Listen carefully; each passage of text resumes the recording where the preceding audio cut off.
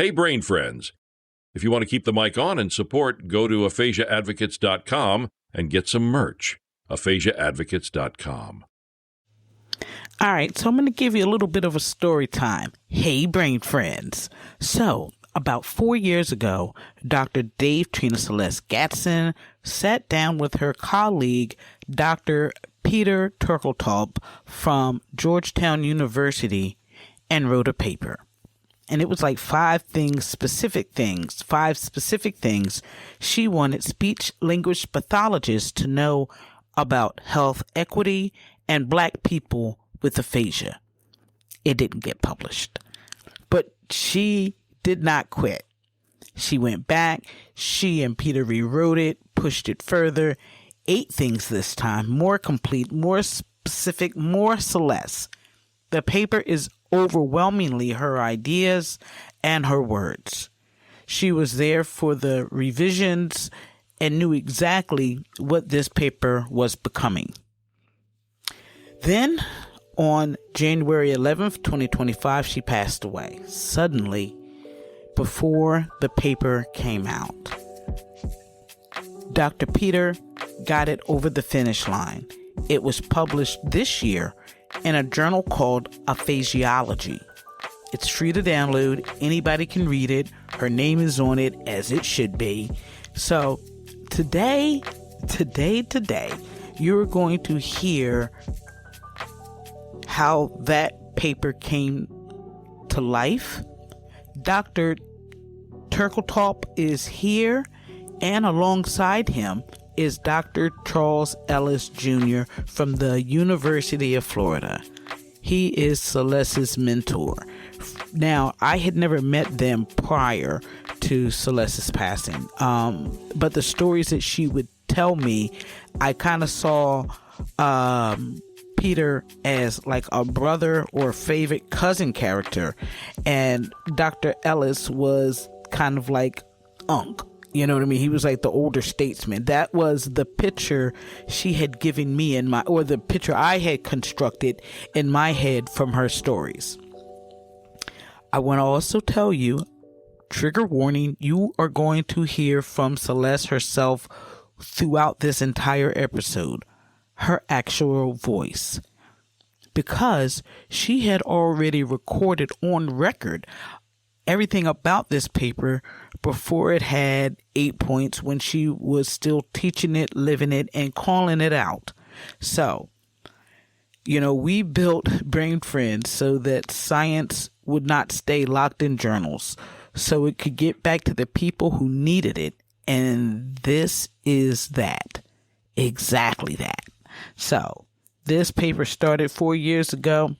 It is done now. And today we bring it home. My name is Angie Cawthorn, and welcome to Brain Friends. Let's get it.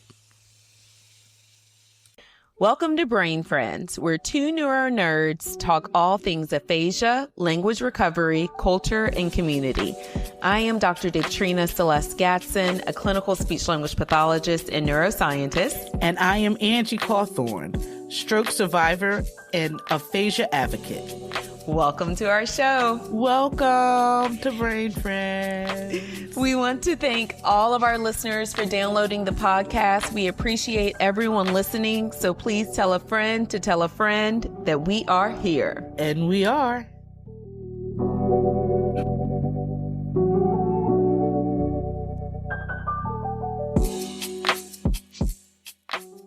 Hey, Angie. Hey, Dr. Celeste. How are you? I'm good. How are you? I am fantastic. What are we doing? What are we talking about today? Oh, today. I am so excited about today. Okay. I wrote a manuscript that's still in review, and I really want to talk about it because I think that our listeners and speech-language pathologists and our brain friends need to hear about ways to improve health equity in Black people with aphasia. I'm so here for it. So you did some research, and so you're going to come and disseminate to us Right here on the podcast. Right here on the podcast. And I also had an opportunity to talk to Black people with aphasia. And so, yeah, we're going to talk about it, and you're going to let me know what you think. And we're going to do it right after we get into this icebreaker. What's the icebreaker today? The icebreaker today is name something that you've done that has helped your brain. This podcast. Editing and doing this has been a tremendous stretch for me mentally, and it allowed me to build more brain to be smarter, stronger. Yeah, it's helped a lot. Yeah. What about you? What have you learned, I'll say recently, that has changed your perception? I would say I've had the opportunity to do implementation science and dissemination workshops lately. Okay. And that has been such a game changer, because when we think about science implementation, sometimes people think you just do science, but understanding these frameworks that really help practitioners uptake evidence-based practice, and, researchers use these techniques by telling policymakers and practitioners. There's a whole framework that goes into it. And so I've learned some things about that, and I think that that's really helped stretch my brain recently. So you're getting some neuroplasticity too? I'm getting some neuroplasticity too. But I also want to come back. You kind of said, oh, yeah, I edit the podcast all humbly. First of all, you have done a phenomenal job with this podcast editing. And you not only edit it, but you add dings and beeps, and you take out stuff. And you have all these tracks that you use. And I mean, this is what people pay mad money for, and you do it for us, and it's phenomenal. Thank you so much. And nothing like being appreciated by your partner, but the heavy lifting of the reading and the writing, you do all of that. So I tip my hat to you. This is why we're a good partnership. We complement each other well. Yeah. Yeah, I had someone ask me an editing question, email and ask me, and I'm like, I don't know. That's what Angie did. So before we get into my conversation with Dr. Charles Ellis and Peter Turkeltaub, I wanted to just let this little moment with me and Dr. Celeste play, because I'm not going to front. It still makes me smile. We were talking about podcasting and stuff like that, and she had been chatting with her friend and fellow podcast host, Veronica Edwards from Balance Virtually. And she had gotten the full rundown on how Veronica self-produces her podcast. And Celeste was like, oh, so that's what Angie does for us. So that's kind of what you were hearing in that exchange. And did I play my compliment? Yeah, maybe. Y'all need to know. All right. She was, it's a whole thing. So anyway, I just thought that was really dope. And I just miss my girl. And so that exchange says so much about who she was and how she was just sharp and curious and funny and always ready to give credit where it was due. So up next, you're going to hear from Dr. Celeste and I a little bit more, and then you're going to meet Dr. Charles Ellis and Dr. Peter Turkeltaub as they talk about how they met Celeste and how the two of them collaborated and worked together to get this important work across the finish line. And you're going to tell us about what you found based on the health equity and the disparities in the Black community. That's what we're talking about today. That's what we're talking about. And so it was myself and my colleague, Peter Turkeltaub at Georgetown. And we wrote this. Yeah. Hey, Peter. We wrote this manuscript because I really wanted to communicate that there are more ways that any practitioner, but specifically speech language pathologists, can help health equity in stroke survivors with aphasia, or in this case, from some of the people that I spoke to, just Black people with aphasia, because it was people that have their aphasia due to stroke, due to brain tumor, due to dementia, everything. And so first, when we think about health equity, I want us to know that we're talking about the absence of unfair and avoidable differences among a population. So that would be the definition of health equity? Mm-hmm. Okay. Say it again. So health equity is the absence of unfair differences or avoidable differences in health among a group. All right. So, ladies and gentlemen, I happen to have two of the sharpest minds in aphasia care and aphasia research in here on the mic with me today. I have Dr. Charles Ellis and Dr. Peter Turkel. Welcome, welcome, welcome. Very happy to be here, Angie. Thanks for having us. Happy to be here. Glad you invited us. A great idea and certainly a good paper to talk about. All right. So we are actually here to talk about this paper that Dr. Seles Gadson penned prior to her passing. For those who might be new to the podcast, I'm going to say this, that this is personal to me. Dr. Davetrina Seles Gadson was my co-host, my co-conspirator, just a brilliant friend and a brilliant person in the field. She passed January 11th, 2025. And this paper is the last piece of scholarship she completed. Her co-author, Dr. Peter, pulled this thing over the finish line. Shout out to Dr. Charles Ellis for how he helped within that.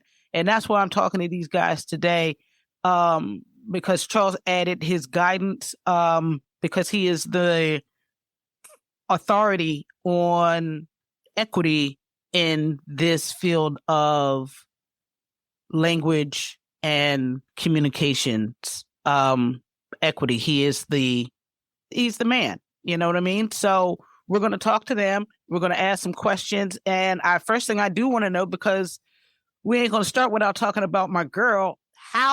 Peter, how did you meet Celeste? What was your first inklings when you first met Celeste? Talk to me. Oh, man, now you're going to get me.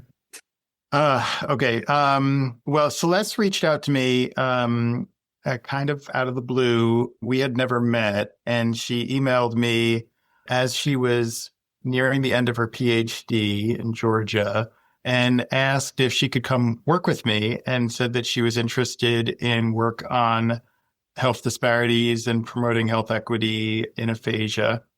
And I talked to her and had this realization that the work that we were doing at that time was about individual differences in aphasia related to the brain. Mm-hmm. And we were considering a little bit sort of the context of the person, but really not adequately. And it occurred to me as we were talking that we could really approach the problem from both angles and think about individual differences related to social determinants of health in the brain.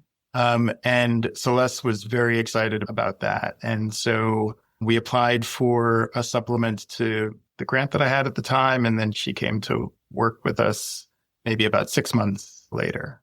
All right, Dr. Charles, you are up. How did you meet our girl? You know what? I don't remember exactly, but I'm sure it was in some meeting or some engagement, and it was anyone who knew her was kind of this whirlwind that you meet who just had energy and thoughts and was constantly trying to prick your brain. And at that time, similar to Peter, I kind of was just thinking about race differences and issues with assessment and do these outcomes of people with communication issues, do they mirror what we see in neurological disease? And if that is the case, then, why is that happening? Celeste had a very different view of it. Like, she certainly accepted that part of it, but just as Peter mentioned, she seemed to understand that there was more to people and to individual, that the individuality was driving what we're trying to measure in ways that we weren't trying to measure and we weren't even really thinking about. That when I met her, people were comparing people by age, by race, by not even really sex and gender, then just describing differences. That's kind of where the work was. And you could tell, even as a doc student, she had a different thought about it based on her own experiences. Yeah, completely. That totally resonates with me. She was very focused on the person in front of her and what made that person who they are and how that interacted with their stroke and their aphasia, which is why she was such a proponent of patient-reported outcome measures. Mm-hmm. They help frame everything in the context of what's important to the person themselves. When we talk about patient-reported outcomes, I want people to understand why people have patient-reported outcomes versus clinician-reported outcomes, and how and why it matters for the actual chart, and as that chart moves on, why it matters of what that person was trying to attain, what's important to them, and where their motivation to continue would come from. I think it's a blend of both. As a person that worked as an SLP for 10 years, so I saw a lot of people with neurological injury. But what we're sometimes measuring in our environment, we're measuring their performance in our controlled office, which is not in line with their day-to-day environments. And I think that issue became crystal clear to me as a doctoral student, in that I worked on a stroke recovery grant that had nothing to do with aphasia. It was just stroke outcomes in veterans, and they wanted to see what are the factors that drive outcomes and why Hispanic, Latin, Blacks, and whites have different recovery trajectories. And so one of my jobs as a doc student was to go out and interview them. So it was a qualitative study. And in those environments, it forced me to go back and think of my 10 years as a clinician and what I would have quantified as an excellent outcome, or things that would have been mild, moderate, severe, weren't that at all. There's almost no mild. That what I would have thought was mild or they're within functional limits, they couldn't communicate in their environments, and you started to see it firsthand. So it changed my whole view of what an outcome should be. So these are people that would have gone home with very minimal physical disability that I would have thought, they don't even need to come back for follow-up therapy. But when you see them in their environment, particularly these rural environments, the outcomes that I thought I was measuring those outcomes, but they didn't align with how the person struggled in those environments or what was important to them in terms of the outcome. Peter, I see you nodding your head. What do you got for me, sir? Yeah, no, I completely agree. I love the fact that you use the term, Angie, clinician-reported outcome, because that is the term that I learned from Celeste. I remember the conversation where she said it, because, as a neurologist, as a physician in general, we separate our information into what we call subjective, which is what the patient tells us, and objective, which is what we measure on an exam.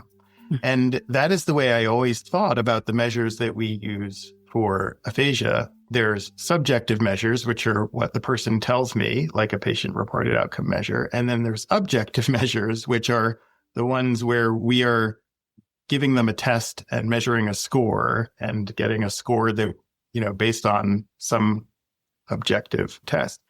And the day that Seles referred to those measures as clinician-reported outcome measures, it was like a little light bulb went off in my head. And I thought, well, that's so perceptive that these measures that we're calling objective contain the biases of the people who made the measures and the people who are scoring the measures. And what they're doing is they're taking into account the things that I value as the examiner and not the things that the person values as the patient or the client or the person recovering from aphasia.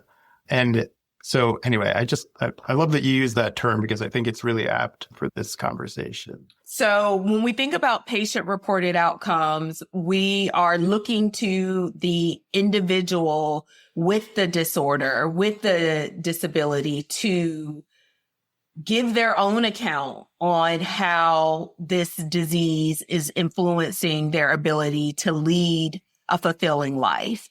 And it's different from the clinician-reported outcomes like your Western aphasia battery that I'm saying, okay, this is what's wrong with you. That patient-reported outcome that you are filling out, that you are giving your answers to. There's no right or wrong answer. It's your perception, and that's word.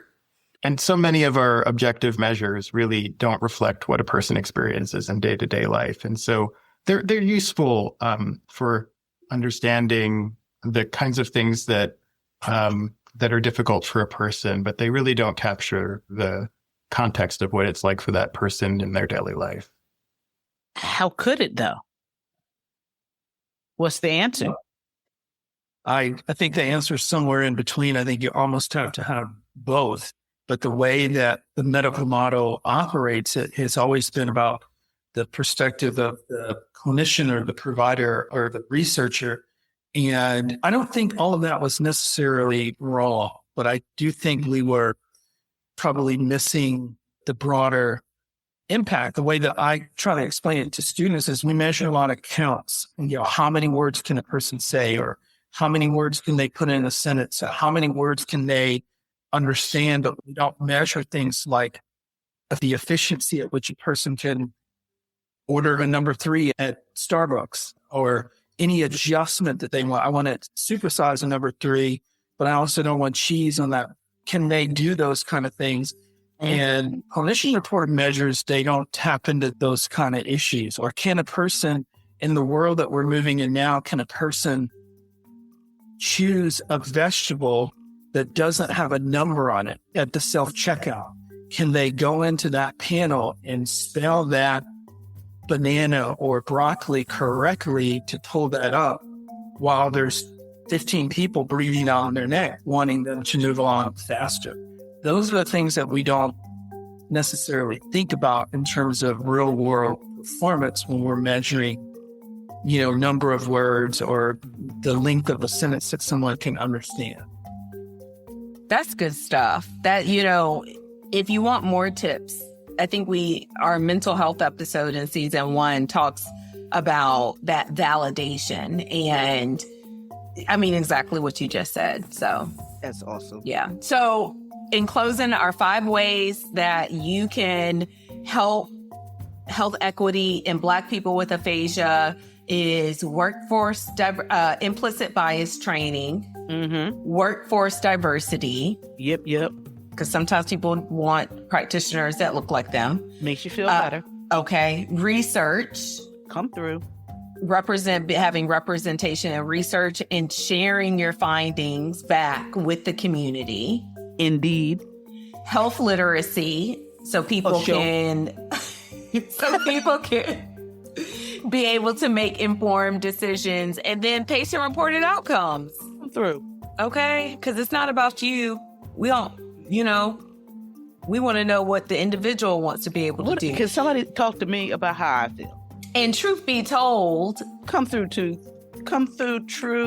If you're working with someone, if the research isn't there, and so the representative sample isn't there, and the practitioner doesn't look like you, then you really do want to understand from the patient perspective what they want to do. They might want to learn how to play spades. I need to. Okay. The shame of it all.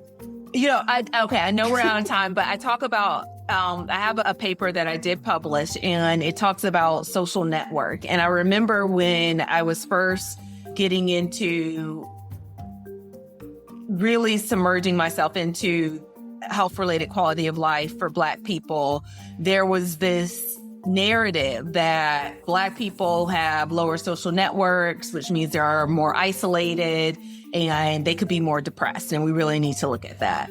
And I remember part of my dissertation, published dissertation work, looked at wanting to understand social networks in Black people without aphasia, because I feel like in order to understand a community, you have to first measure that community against themselves versus against another race. So you can't measure Black and white and then be like, oh, Black people have lower social network. Well, what is Black people's social network without aphasia? And we found that Black people have a lower social network, whether you have aphasia or whether you don't. If it comes to, sharing personal things, then Black people often reported to share personal information with either one or two people. They weren't sharing personal information with 4 and 5 people like their white counterparts, which would indicate a larger social network. And that makes sense to me because I ain't telling everybody my business. I know, we keep it tight. We keep it so tight. Oh my God, we keep it so tight. I remember so many things I couldn't, numbers and the words, certain things that were just not accessible.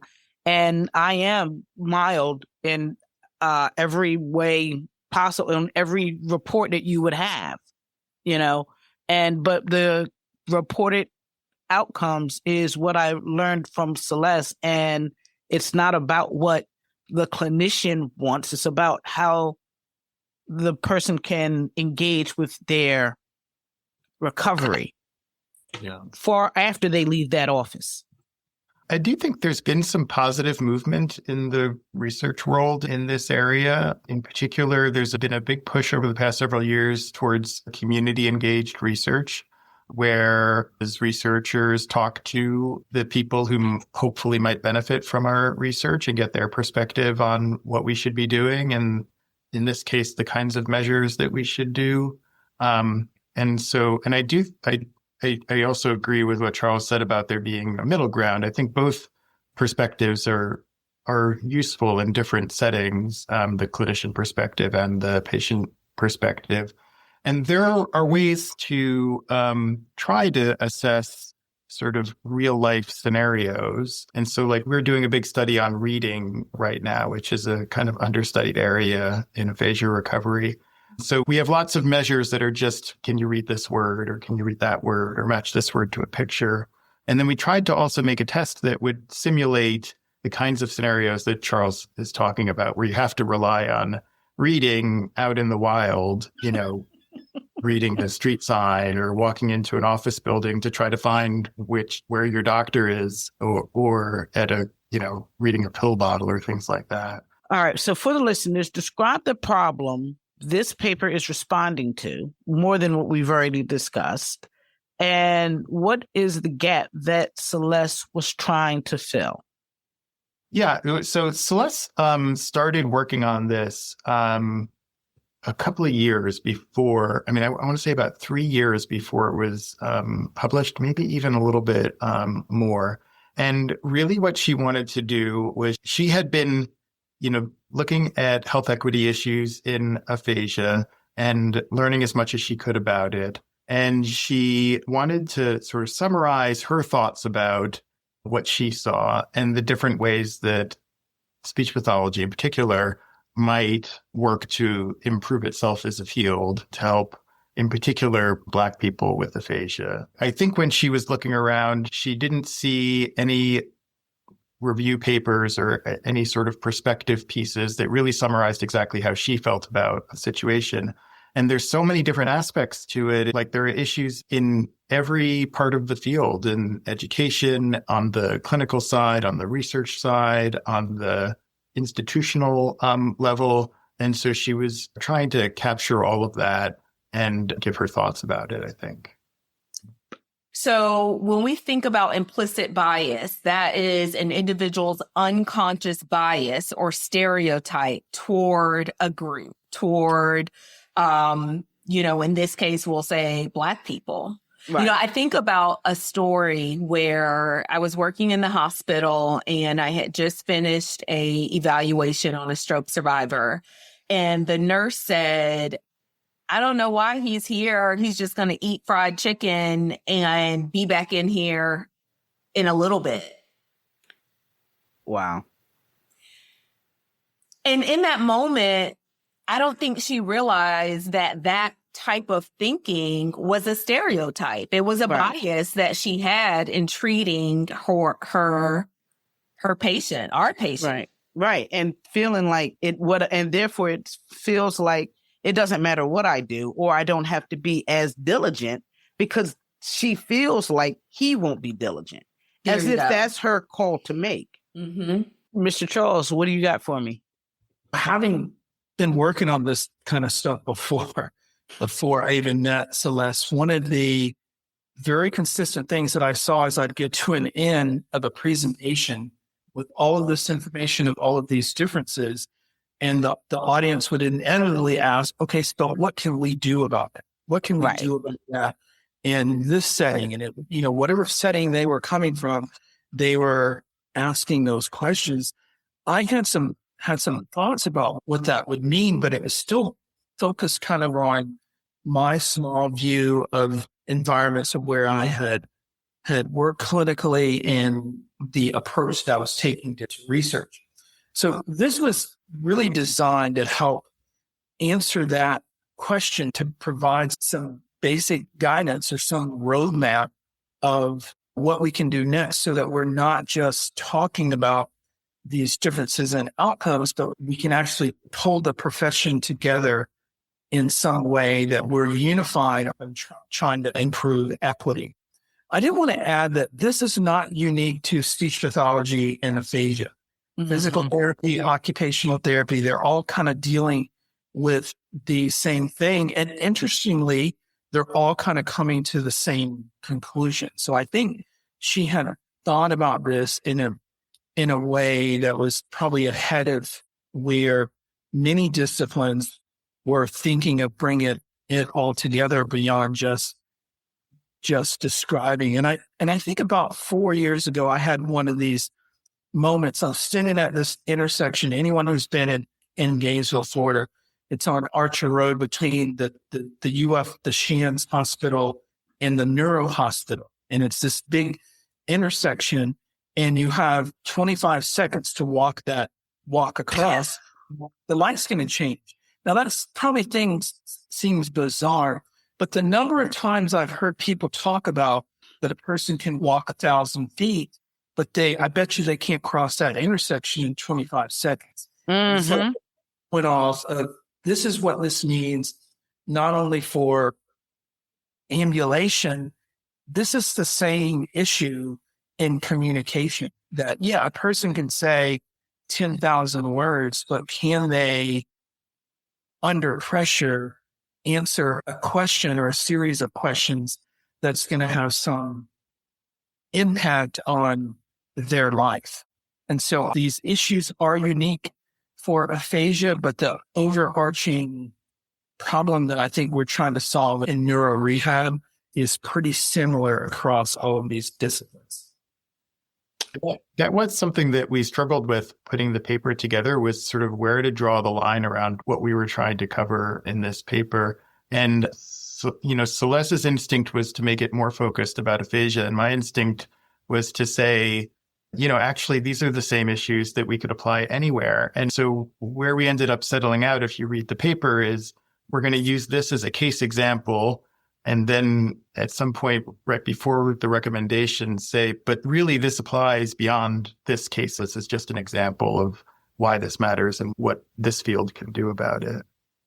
Well, and I think that's where I think it's just so important, and why this topic about health equity in people with aphasia is so important, because, systemic differences and the barriers that are in place.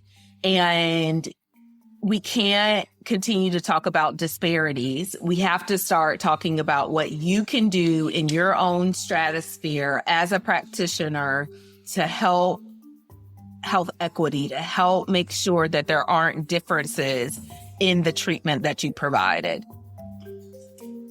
This paper is having a broader impact than just aphasia. That, Right. Yeah, it's published in Aphasiology, but people who are really interested in interdisciplinary rehab science, all these areas, they're always looking at other disciplines to try to find ways to move the needle forward in the area that they're most interested in. So a paper like this is going to have a far-reaching impact beyond aphasia. I mean, it certainly is accomplishing what was needed for aphasia, but it's also going to accomplish much more than that. It's wonderful. That is absolutely wonderful. We are almost out of time, gentlemen. I'm going to ask you for your last thoughts.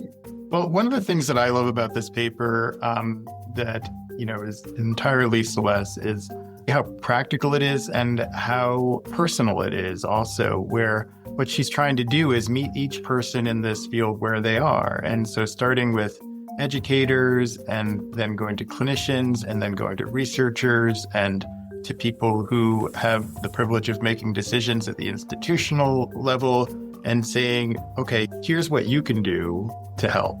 And that is just, it's so Celeste.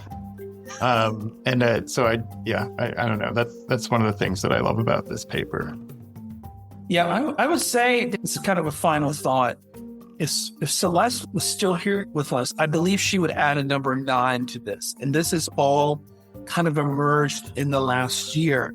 And it's the collection of social determinants. So it's a little bit more than just the patient-reported outcomes. But in the past year, it has become clear to all disciplines that you've got to ask questions about these folks and where they live and what kind of resources they have. But we're great at measuring income. Actually, we're not even that great at kind of asking about it, but understanding family income, the number of cars that a family has to get a person to a location. There has been a big push in our profession, and Ash has done an excellent job of creating a website to help us ask these kind of questions that we weren't thinking about in the past. The number of people in the home and then the relationships of the people. That creates an environment that facilitates more communication, which helps the recovery process. Or if the dynamics of the family are not positive,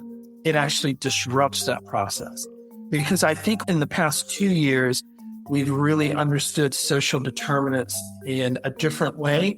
And we've figured out how to capture that information without offending people. So when it comes down to, I'm going to wrap up with one of the recommendations here was to include minorities in research and reaching out to people where they are in churches and health fairs or in communities where they live and engage with them and not only have them come and be part of the research, but then make sure you go back and disseminate that information to the people, which is why Brain Friends exist. She wanted to disseminate science. I completely agree. I think that's so important in so many ways. It becomes a two-way street then. People, the reason to do the research is to benefit the people who are living with these issues. And so the way to make that happen is to make sure that you are going back to them and explaining what the research produced and what the outcome was. And that also produces a population that's more engaged in research and understands the benefits of research. And then that benefits the researchers too, because, we all need more support to do the work that is needed to help improve people's lives. And for that, we need an engaged population that supports this kind of work. So it becomes a really positive cycle when we engage, I think, with people and where they are. Yeah, I know there's been some positive movement on that front. Universities can have a reputation of going to communities to get what they want for their research. In the Affordable Care Act, the Patient-Centered Outcomes Research Institute, the PCORI, was created out of the Affordable Care Act. And in that research institute, you have to involve your populations of interest in the planning, and the research, and then also in bringing it back to the community. So I think that has changed kind of our view of including communities. But I also believe if you're asking questions about people from a community, you need to have some representation of that community. Before we get up out of here, do we have any last? I want to know, I'm coming off the cuff. I want your best Celeste hairdo. What's your best hair story on Celeste? What do we got? Peter, I'll let you go second because you seem like you're... It's hard to pick a favorite. I mean, it was... Every week she'd come in with something different. It was, and she was like a model. I mean, she looked great in everything. I love what she did. I mean, but it's hard to pick a favorite. Like, yeah, I don't know.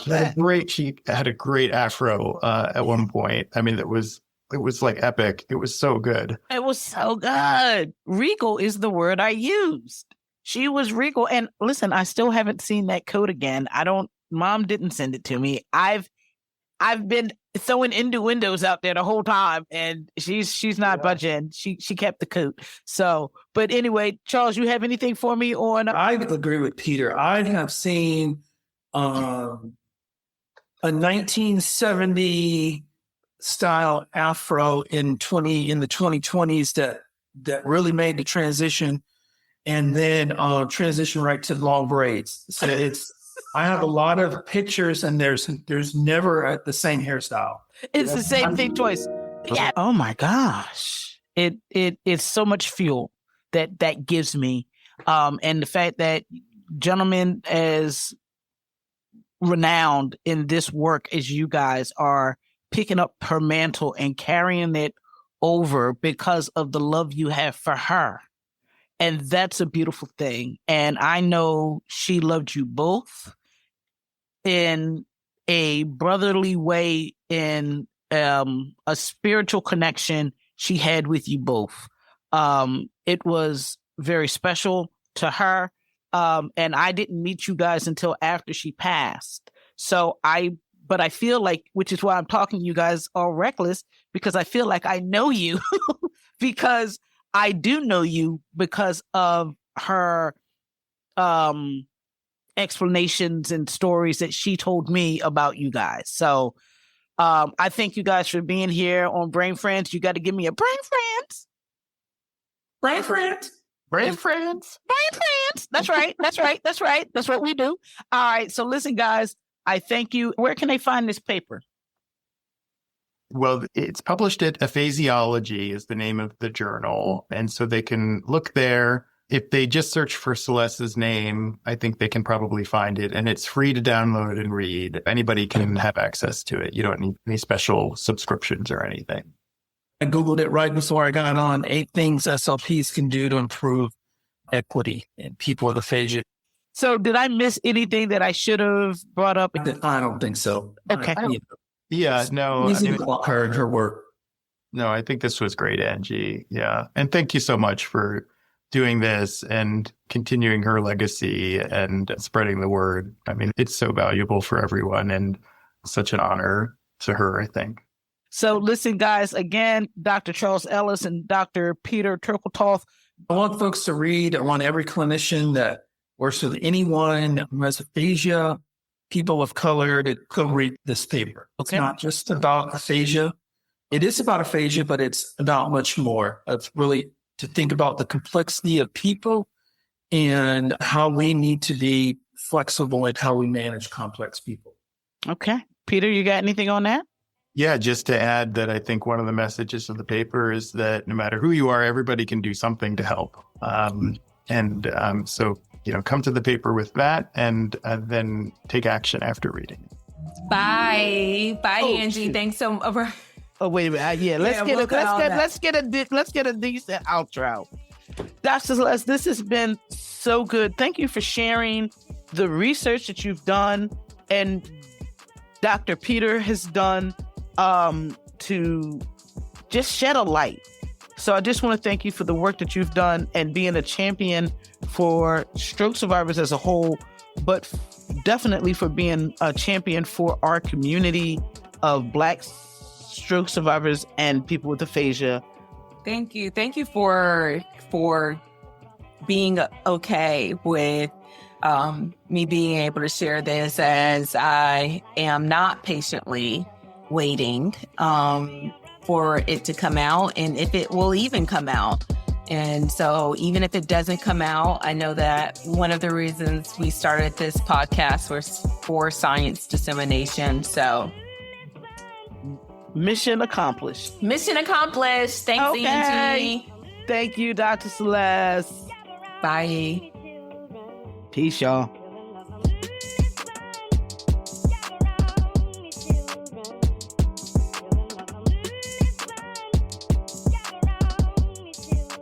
We hope you enjoyed this episode of Brain Friends. Please leave us a 5-star review on Apple Podcasts or your favorite streaming platform.